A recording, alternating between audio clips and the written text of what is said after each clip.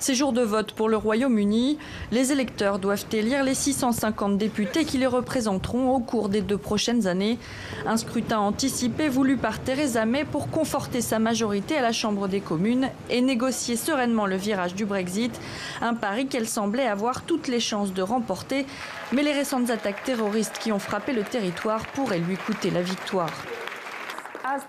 Quand les gens se rendront demain aux urnes pour déposer leur bulletin, les questions qu'ils se poseront seront les mêmes qu'au début de la campagne.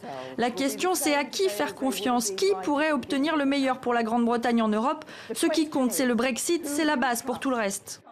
Un Brexit détrôné par la question de l'insécurité, invité surprise de cette dernière ligne droite de campagne, est devenu argument majeur du Parti travailliste qui espère toujours renverser la vapeur. Je vais vous dire, Theresa May a rendu les choses encore plus difficiles en supprimant 20 000 postes de policiers en 7 ans. Nous proposons 10 000 policiers de plus pour les rues du Royaume-Uni pour que chacun se sente plus en sécurité. Autre cheval de bataille du Labour, la défense du service public de santé. 30 milliards de livres proposés par Corbyn pour sauver ce joyau britannique qui ne brille plus.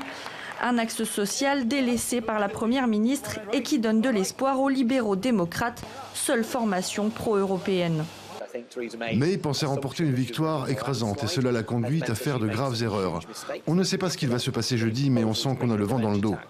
Tous les paris semblent encore ouverts au pays des bookmakers qui misent toutefois sur une victoire des conservateurs.